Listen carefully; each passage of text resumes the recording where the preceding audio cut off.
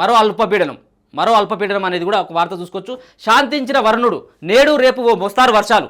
రాష్ట్రంలో గత 3 రోజులుగా వణుకు పుట్టించిన భారీ వర్షాలు సోమవారం తగ్గుముఖం పట్టాయి. ఆదిలాబాద్, నిర్మల్, నిజామాబాద్ జిల్లాలో మినహా మిగిలిన ప్రాంతాల్లో ఒక మోస్తారుగా కురిశాయి. మంగళవారం, బుధవారాల్లోనూ అక్కడక్కడ ఓ మాదిరిగా కురిసే అవకాశాలున్నాయని వాతావరణ శాఖ తెలిపింది. సోమవారం ఉదయం 8:30 నుంచి సాయంత్రం 6:30 గంటల వరకు అత్యధికంగా నిర్మల్ జిల్లా అక్కాపూర్లో 7.1, ఆదిలాబాద్ జిల్లా విశ్వనాథ్పేటలో 5 సెంటీమీటర్ల వర్షపాతం నమోదైంది. అంతకుముందు ఆదివారం ఉదయం 8:30 గంటల నుంచి సోమవారం ఉదయం వరకు పలు ప్రాంతాల్లో కుంభవృష్టి కురిచింది.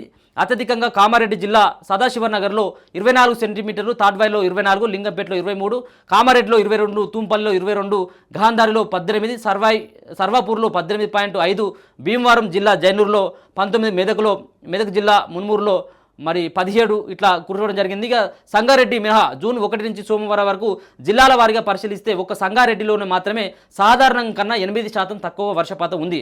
మిగిలిన అన్ని జిల్లాల్లో సాధారణం దాటేసింది. నారాయణపేట జిల్లాలో సాధారణ వర్షపాతం 347 మిల్లీమీటర్లు కాగా 123% అదనంగా కురిసింది. నాగర్ కర్నూలులో సాధారణం కన్నా 98, మహబూబ్ నగర్లో 90, గద్వాలలో 70% అదనంగా వర్షాలు కురిశాయి. 3 రోజులుగా కుంభవృష్టి వర్షాలు కురిసిన ఖమ్మం జిల్లాలో సాధారణ వర్షపాతం 624 మిల్లీమీటర్లు ఉండగా ఇప్పటి వరకు 904.8 మిల్లీమీటర్లు నమోదైంది. వారం రోజుల ముందు వరకు ఇక్కడ లోటు వర్షపాతం ఉండగా ప్రస్తుతం 45% అదనంగా నమోదైంది. రాష్ట్రం మొత్తం మీద సాధారణ వర్షపాతం 587 మిల్లీమీటర్ల కన్నా సగటున 35% అదనంగా కూడా కురిసిందనేది ఒక వార్తను చూసుకుంటే, ఇక 5-6 తేదీల్లో మరో అల్పపీడనం బంగాళాఖాతంలోని ఉత్తర అండమాన్ ప్రాంతంలో ఈ నెల 5-6 తేదీల్లో మరో అల్పపీడనం ఏర్పడే అవకాశం ఉందని వాతావరణ నిపుణులు వివరిస్తున్నారు. ఇది తుఫాన్గా మారి విశాఖపట్నం, ఒడిశా దిశగా ప్రయాణించి తీరం దాటే అవకాశం ఉన్నట్లు అంచనా వేస్తున్నారు. మంగళ, బుధవారాల్లో దీనిపై స్పష్టత వచ్చే అవకాశం ఉంది. వాయుగుండం ప్రభావం నుంచి ఇంకా పూర్తిగా తేరుకోకముందే మరో అల్పపీడనం ఏర్పడనుందనే సమాచారం ముంపు ప్రాంతాల ప్రజలకు ఆందోళన కలిగిస్తూ ఉంది.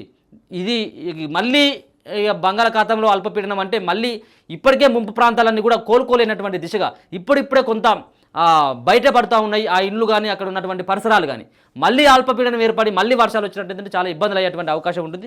ఈసారి ఈ యొక్క అల్పపీడనం ఇటు సైడ్ రాకుండా ఉండాలని చెప్పేసి మనం కూడా కోరుకుందాం. ఎందుకంటే చాలా ప్రాంతాలు కూడా జలమయం అయిపోయినాయి, చాలామంది కూడా ఇబ్బందులు పడుతూ ఉన్నారు. మరో అల్పపీడనం వస్తే మాత్రం చాలా తెలంగాణ కూడా అతలకుతలం అయ్యేటువంటి ఆస్కారం ఉంటుంది.